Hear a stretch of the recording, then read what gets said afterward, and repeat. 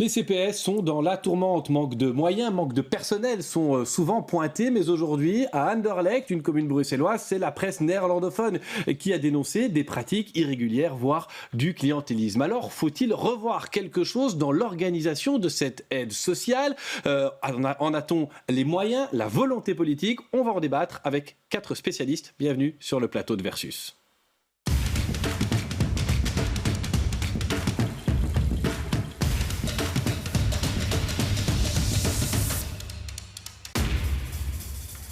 J'accueille donc Myriam Amrani, merci d'être là. Vous êtes la présidente du CPS de Saint-Gilles, membre du Parti Socialiste. En face de vous, Florence Frelings, bonjour. Vous avez été conseillère CPS à la ville de Bruxelles. Vous serez dans quelques jours première échevine pour le mouvement réformateur. Bienvenue à vous. Merci de m'avoir invité. Mathilde Vermeer, bonjour. Vous êtes, vous, conseillère communale CDNV. On verra s'il y a une différence entre les francophones, les néerlandophones, les flamands, les wallons sur cette question de l'aide sociale. Bienvenue. Et puis, bienvenue aussi à Flore Bélanger. Bonjour. Vous êtes, vous, doctorante à l'ULB. Votre thèse porte sur l'aide sociale, les CPAS. Et vous intervenez, évidemment, quand vous le voulez. Vous répondrez aussi à certaines questions. Aucune de vous, mesdames, n'est liée à la commune d'Anderlecht. Nous n'avons pas réalisé le reportage qui dénonce, mais est-ce que, madame Frelings, vous avez été surprise quand vous avez appris qu'il y avait notamment des domiciliations fictives et des gens qui bénéficient d'aide sociale, des appels à trouver des domiciles pour bénéficier du CPAS. Ça vous a surpris, vous, comme conseillère CPS dans une autre commune ? Oui, surprise, c'est le moins qu'on puisse dire. Honnêtement, en 12 ans de conseillère d'action sociale, je n'ai jamais vu ça. Même pas des tentatives ? On ne sait pas que c'est possible de frauder ? Oui, on sait que c'est possible de frauder, forcément, mais des cas pareils, je n'ai jamais vu, en tout cas pas au CPS de Bruxelles, jamais. Et du coup, à l'échelle de votre parti, le MR, on demande quoi ? Un audit ? Une commission d'enquête parlementaire, il faut que des sanctions soient prises ? C'est-à-dire que je pense qu'il faut faire un bilan. C'est que, à tout le moins, je pense qu'une enquête parlementaire peut être bonne. Ce qu'il y a quand même à remarquer, c'est que le fédéral dit qu'il avait vu qu'il y avait un problème depuis 3 ans. Donc depuis 3 ans, on peut quand même constater qu'il y a un laxisme au niveau du contrôle. Donc il doit y avoir quelque chose qui est fait en tout cas.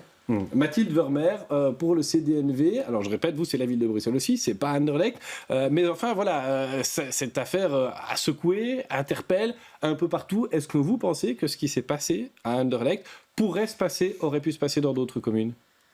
Je ne pense pas à ce stade, à ce niveau-là. Je pense que c'est effectivement très choquant, ou ça choque pas qu'il y a des problèmes avec le nombre de dossiers que les gens doivent gérer au niveau de la ville de Bruxelles, d'Anderlecht et dans d'autres communes à Bruxelles.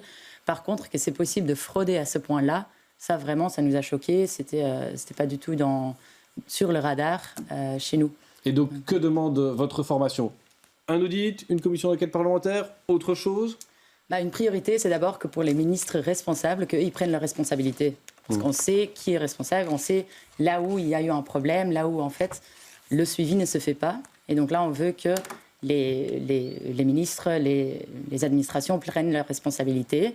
Et après, effectivement, pour ça, il faudra un audit externe qui analyse non seulement le CPAS d'Anderlecht, mais aussi là où le suivi ne fonctionne pas, là où en fait les rapports d'inspection sont présentés mais ne sont pas suivis, etc., pour identifier là où on peut gérer. Myriam Amrani, est-ce qu'il y a une réponse politique à apporter à quelque chose qui est dénoncé aujourd'hui à Anderlecht ? Est-ce que ça vous surprend d'entendre des assistants sociaux dire on n'a pas le temps matériellement d'aller faire des visites domiciliaires ? Est-ce que ça vous paraît réaliste, vous, comme présidente d'un autre CPS ? Ça fait quand même 5 ans qu'on dénonce collectivement le manque de moyens structurels et de personnel en particulier pour pouvoir porter nos missions. Donc ça ne me surprend pas que nos équipes aujourd'hui soient épuisées, soient en burn-out, qu'on se retrouve avec un taux d'absentéisme relativement important et donc en difficulté de pouvoir assumer nos missions. Donc ça, c'est pas une surprise. Ceci dit, effectivement, je pense qu'il est un peu prématuré de pouvoir dégager des pistes sur base d'une situation bien précise. Je crois qu'il faut mener une enquête, identifier où se trouve le niveau de responsabilité, parce qu'effectivement, les CPS font l'objet de différents contrôles à différents niveaux et par différents niveaux de pouvoir.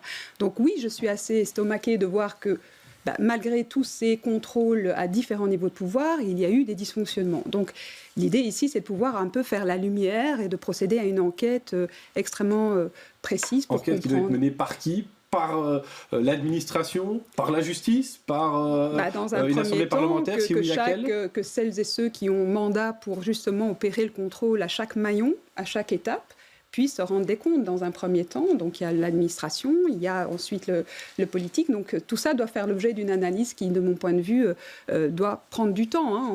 Voilà. Et commenter cela maintenant et tirer des conclusions pour remettre en cause le bien fondé de cette institution, effectivement, c'est problématique. Alors, on va entendre l'avis de l'académique là-dessus, parce qu'il y a effectivement différents niveaux de pouvoir qui sont concernés. Mais Madame Freding, 6 commissions d'enquête parlementaires, ça doit être mené à l'échelle de la région bruxelloise, à l'échelle du fédéral, puisque on sait que les sources de financement, elles sont multiples, les autorités de tutelle aussi. Alors, je pense que ça doit être fait à tout le moins au niveau fédéral, puisqu'on sait que c'est le fédéral qui contrôle la légalité de l'octroi de ce revenu d'intégration sociale. Et on a entendu le ministre dire, on le savait, qu'il y avait des problèmes. Oui, mais donc s'il y avait des problèmes, comment ça se fait que ça a pu arriver? Qu'est-ce qui s'est passé? Est-ce qu'on n'a rien vu? Est-ce qu'on n'a pas réussi à faire en sorte que ça ne se passe pas?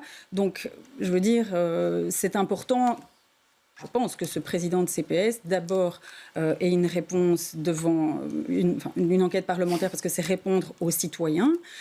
Et deuxième chose, la justice doit s'en emparer, je pense, parce qu'il faut faire les responsabilités. Je pense d'ailleurs que l'auditorat du travail s'est saisi d'une enquête pour fraude. Voilà. Et que les choses soient bien claires, Madame Bélanger, les CPS, oui, c'est un CPS de commune, mais enfin la commune ne fait pas ce qu'elle veut, il y a des règles, il y a des pouvoirs de tutelle. Et comment s'organise d'ailleurs ce contrôle? Qui est chargé de contrôler que les CPS fassent bien leur job dans le respect de la loi? Alors il y a un contrôle à différents niveaux, au niveau de différentes entités. Donc il y a un contrôle au niveau fédéral, c'est le contrôle qui est organisé par le SPP Intégration Sociale.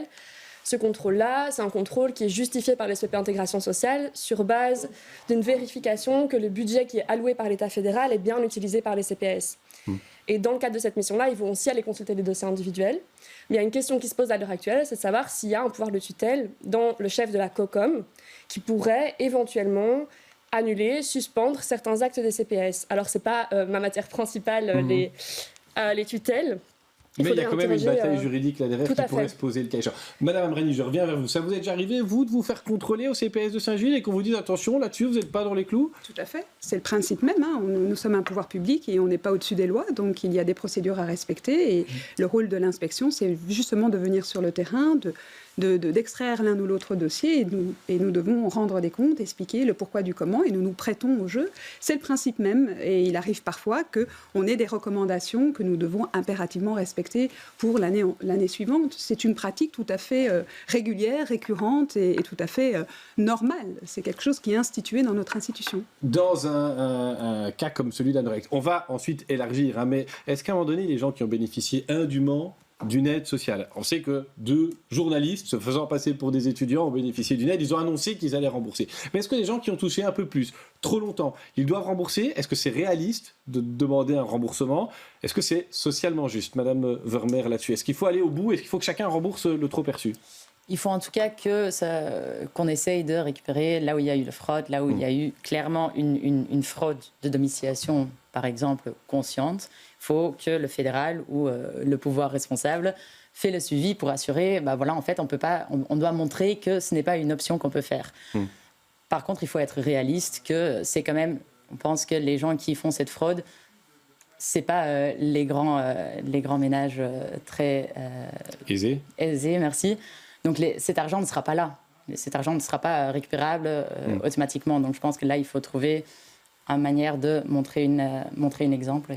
Florence Félix là-dessus et puis Madame Amrani. Je pense qu'ici, si on doit rester dans le sujet, les personnes qui se sont fait passer pour, etc., ont remboursé, je pense. Je pense qu'ici, quand même, il faudrait voir si le président ne pourrait pas rembourser. Parce que pour moi, et ça c'est l'objet de l'enquête parlementaire, il faut quand même pouvoir clarifier les responsabilités là-dedans. Donc je ne dis pas que de temps en temps, il n'y a pas une erreur d'octroi où on demande. Mais ici, je veux dire, il ne faut pas non plus jeter l'opprobre sur le fonctionnement des CPS, le fonctionnement de l'administration. Ici, c'est vraiment un cas, en tout cas je l'espère, isolé d'une personne qui a utilisé la pauvreté à des fins électoralistes. qui a octroyé comme ça de l'argent public sans problème. Je pense que si quelqu'un doit rembourser à un moment donné, s'il y a d'autres dossiers problématiques comme ça, c'est le président. Il y a même Rally là-dessus. Donc, moi, je voudrais quand même rappeler qu'il y a une enquête. Et donc, pour le moment, je pense qu'il est un peu prématuré que pour poser des responsabilités de qui que ce soit. Ceci dit, ce qui m'interpelle ici, c'est qu'il y a quand même des modalités. La première des choses, c'est qu'il doit y avoir une enquête sociale. Et cette enquête sociale, visiblement, n'a pas été réalisée jusqu'au bout, puisque si l'enquête sociale avait été réalisée comme il se devait, comme elle se doit d'être réalisée, eh bien, le travailleur social aurait dû aller vérifier sur le logiciel de la banque Carrefour si des revenus n'étaient pas perçus. On le fait systématiquement. Alors, il arrive parfois que dans la banque Carrefour, les revenus n'apparaissent pas automatiquement et qu'il y ait un délai entre le moment où le salaire ou le revenu est perçu et le moment où il apparaît dans la banque Carrefour. Bon, alors là, il y a effectivement un indu et donc on lance une procédure de remboursement, moyennant un échelonnement. On regarde la situation au cas par cas. Ce n'est pas systématiquement des fraudes, je ne veux pas minimiser, des fraudes existent, mais il arrive parfois qu'il y ait un double paiement, c'est-à-dire que nous faisons office d'avance par rapport à des allocations sociales qui devraient être allouées, une CRAPA, des allocations de chômage et des personnes qui sont en attente de ces revenus, eh bien, effectivement, nous avançons pour permettre à la personne de vivre dignement. Et puis, une fois l'allocation perçue, évidemment, il arrive parfois que les deux allocations se télescopent et que ça apparaît sur le clignotant. On parle d'allocations qui sont octroyées sans visite au domicile. Oui, ça se produit ailleurs, vous pensez ? Eh bien là, oui, effectivement, moi, je suis assez estomaquée de me rendre compte que le travail social qui devait être fait, donc, qui est quand même la première étape, qui est de vérifier si, effectivement, les du demandeur correspond réellement à la réalité, eh bien, il y a des étapes qui sont passées complètement à la trappe. Donc, la question de la banque Carrefour, pour aller vérifier si la personne ne perçoit pas d'autres revenus, et la visite à domicile. Donc, voilà, moi, je pense qu'il faut, à un moment donné, établir tous les niveaux de responsabilité et revoir, parce qu'il y a tout un circuit donc, pour la demande d'aide. Et en fait, la première étape de la demande, d'abord, on ne sait même pas la règle de compétence territoriale. Parce qu'elle pointe la responsabilité du président du CPS. Alors, je le répète, nous ne faisons pas ici le procès du CPS d'Annerlecht, mais il y a quand même quelque chose qui ressort, c'est qu'à Annerlecht ou ailleurs, un président de CPS, apparemment au nom d'urgence, a une vraie latitude. Est-ce que ça, vous pouvez nous le confirmer, vous ou Madame Bélanger, qui est légèrement en retard de temps de parole, un président de CPS, ça fait plus ou moins ce que ça veut au nom de l'urgence ? Non, ça ne fait pas plus ou moins ce que ça veut au nom de l'urgence. En fait, donc tout ce que le président peut faire, c'est prévu dans la loi organique des CPS de 76. En fait, le président, il dirige le CPS. Il faut savoir que pour diriger le CPS, il est quand même assisté d'un secrétaire général. Il n'y a pas qu'un président qui gère tout un CPS. Et que la plupart des décisions, elles sont prises par le Conseil de l'action sociale, où il y a des représentants politiques à proportion des représentants politiques des différents groupes au niveau du conseil communal. Et donc, en fait, tous les partis qui sont au conseil communal sont normalement représentés, tous les groupes politiques, pour être exact, au conseil de l'action sociale. Juste sur l'urgence, encore une chose, par contre. C'est vrai que le président a un pouvoir en cas d'urgence. Normalement, ce pouvoir est quand même limité. Il y a toujours une ratification qui doit être faite par le comité spécial du service social. Et par rapport à ça, peut-être qu'une solution, si je peux en glisser une quelque part, ce serait de modifier la loi organique. Ça, la COCOM peut le faire, pour obliger les CPS à organiser au moins un comité spécial du service social par semaine. Ça réduirait les fenêtres d'urgence, en fait, d'après moi. Alors, je pose la question à Madame Freenings, qui a été dans l'opposition comme conseillère CPS. On a les moyens de contrôler vraiment, quand on est conseiller CPS, les décisions prises par un président au nom d'urgence, oui ou non ? Alors, très sincèrement, en 12 ans de CPS, des décisions d'urgence du président, si j'en ai vu 5, c'est beaucoup. Maintenant, comme Madame Bélanger le dit, au CPS de Bruxelles, qui est un CPS particulier, évidemment, puisque c'est le plus gros de Belgique, il y a un comité d'action sociale, un comité spécial par semaine. Donc, c'est un système qui fonctionne. D'après vous, ça vaudrait la peine d'être étendu. Absolument. Je retourne vers le CDNV. Est-ce que vous estimez qu'il faut revoir quelque chose à l'échelle de la COCOM ou ailleurs sur le fonctionnement de nos CPS ? Le fonctionnement spécifiquement à Bruxelles. Oui. À Bruxelles, oui. Non, c'était la question. C'est la question que je vous pose. Est-ce que vous craignez que ce qui est révélé aujourd'hui à Annerlecht soit déroulé ailleurs ? Est-ce que vous pensez que ça a pu se dérouler ailleurs ? Est-ce que vous pensez qu'il faut revoir quelque chose dans le fonctionnement des CPS ? On parle par exemple de régionaliser certaines compétences, si c'est possible. Oui. Je pense par rapport à la question d'urgence, c'est bien qu'elle soit là. On ne peut pas l'enlever parce que justement, ça garde l'aspect humain de cette aide sociale qui est nécessaire, qui est en aide de dernier recours. Donc ça reste important. Par contre, on doit assurer qu'on doit faire de notre mieux pour éviter la charge de travail qui ne peut plus être supportée par les assistants sociaux. Et pour ça, une réforme un peu au niveau régional peut apporter des solutions. C'est quand on parle d'harmoniser les aides, harmoniser les structures, les fonctionnements, etc. Ça, je pense qu'on doit regarder. C'est pas normal que quand quelqu'un déménage de Schaerbeek à Saint-Josse, qu'il doit déposer un nouveau document, un nouveau dossier, ça fait une charge de travail, ça augmente, je sais pas, ça complique tout.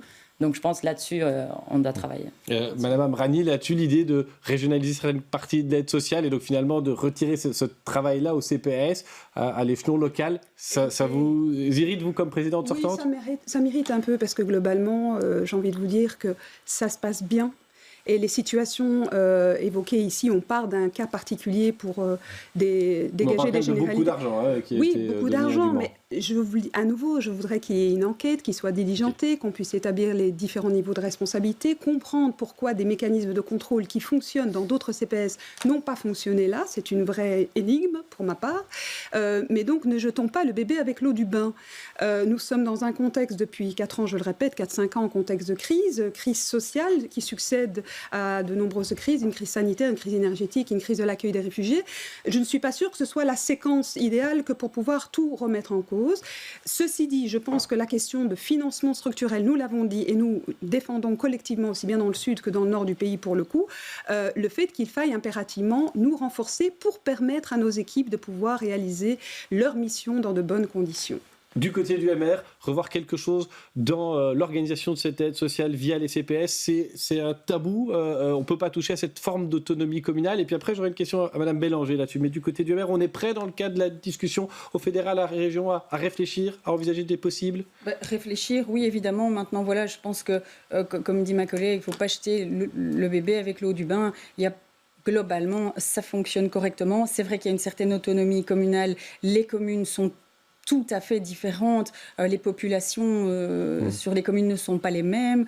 Et les CPS ont une autonomie de gestion quand même. Donc, attention quand même. Fleur Bélanger, on a l'impression qu'on touche à quelque chose de sensible là. Il y a un débat entre, je veux dire, régionalistes et municipalistes là-dessus sur l'aide sociale. Vous le sentez, vous qui travaillez sur les CPS ? Oui, il y a pas mal d'arguments en faveur d'une fusion des CPS, il y a pas mal d'arguments en faveur d'une harmonisation des pratiques entre CPS, et puis il y a pas mal d'arguments en faveur juste d'un maintien de la politique telle qu'elle est, en se disant qu'il y a des particularités locales à chaque commune qui justifient le fait que les CPS aient une autonomie assez importante. Quels arguments, par exemple, pour la fusion et quels arguments pour les maintenir ? On a entendu ici deux élus CPS qui visiblement tiennent à maintenir cette forme d'autonomie. Alors donnez-moi 1 ou 2 arguments en faveur de la fusion. En faveur de la fusion, l'idée ce serait de se dire, en fait, Bruxelles a une population importante. Si on gère au niveau de la région, ça pourrait marcher un peu mieux.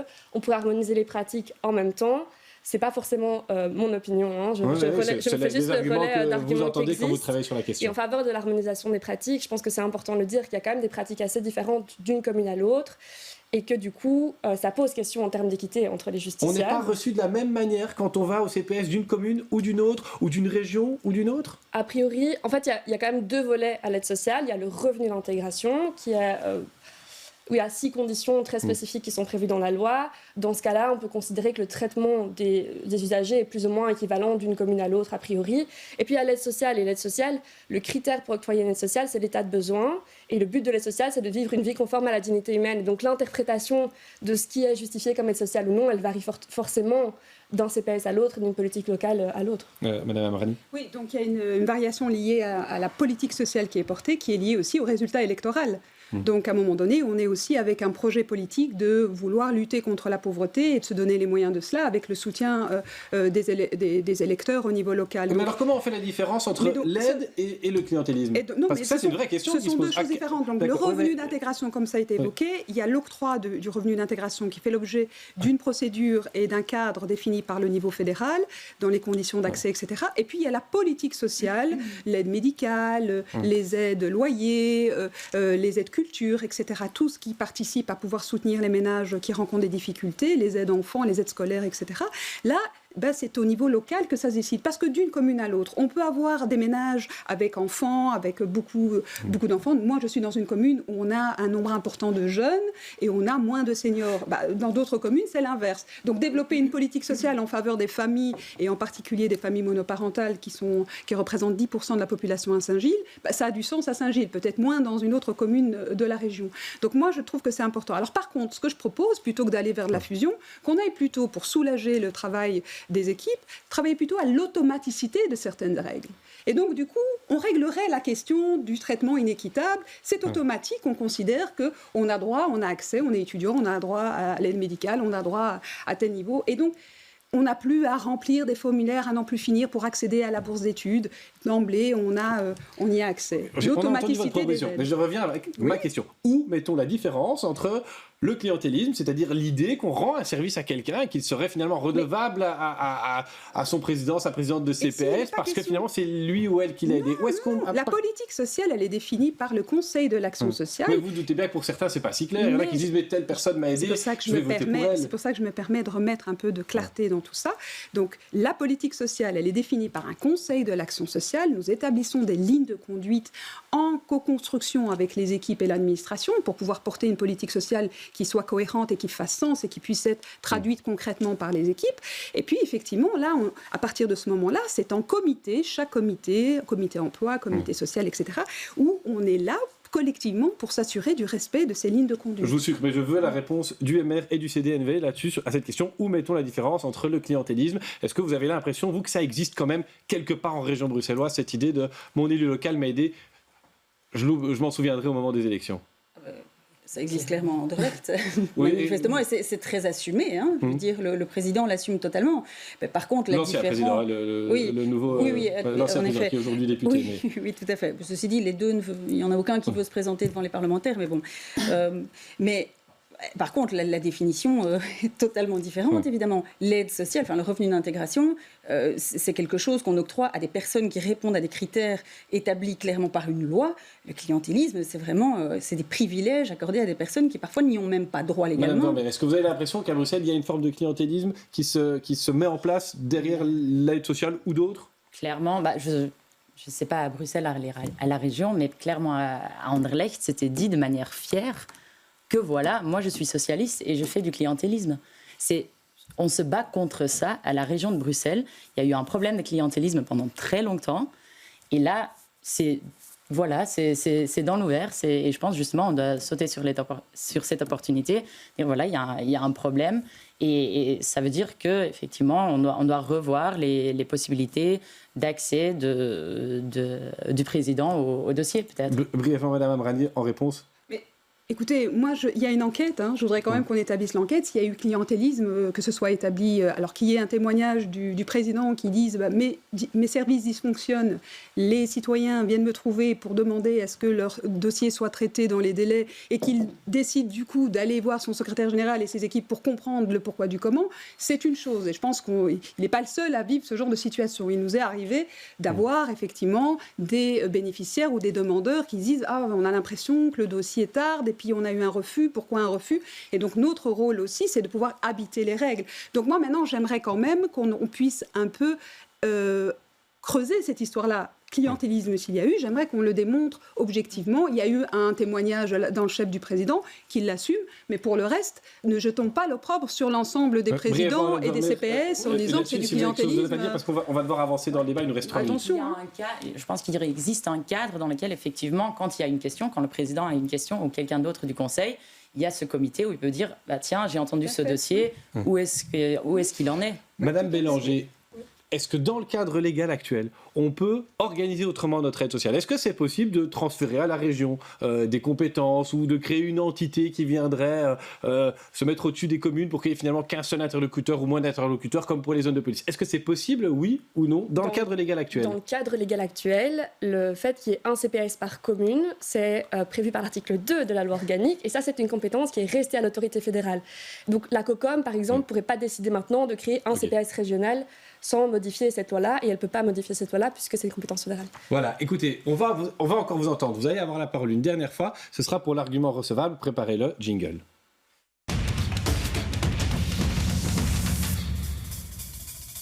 Myriam Amrani, est-ce que vous avez entendu un argument recevable de l'autre côté de la table, OMR ou CDNV? Oui, qu'on puisse peut-être faire preuve de davantage de transparence et de clarté dans les procédures. Peut-être que c'est pas suffisamment clair. Et je pense que ce qui s'est passé à Anderlecht démontre la nécessité d'expliquer au grand public quels sont tous les mécanismes de contrôle et de pouvoir vraiment s'assurer de pouvoir les mettre en avant. Donc effectivement, de rappeler que c'est au comité, et dans les faits, c'est le cas, de trancher, d'accorder une aide ou pas, et que les limites du pouvoir des bilan. Et objectiver les critères. Madame Vermeer, est-ce que vous avez entendu un argument recevable chez Madame Amrani? Oui, tout à fait. Vous avez mentionné la question d'automatiser le plus possible ou plus les analyses. Je pense qu'effectivement, l'avancée technologique le permet et on est peut-être bien en retard. Ça va poser une question entre l'impact politique et l'objectivation. Florence Frelings, vous avez entendu un argument recevable de l'autre côté de la table? Absolument. Mais ne pas jeter le bébé avec l'eau du bain. Je trouve qu'on ne peut pas mieux le dire. Globalement, ça fonctionne bien. Les assistants sociaux font un travail extraordinaire et en général, le contrôle du politique fonctionne tout à fait correctement. Flore Bélanger, vous n'êtes pas une politique, hein, vous êtes une académique, vous avez l'habitude quand même des études, des étudiants. Elles auraient réussi leur examen avec les arguments qu'elles ont donnés, les trois intervenantes politiques? Presque. Ah. Vous pouvez être cruel, allez.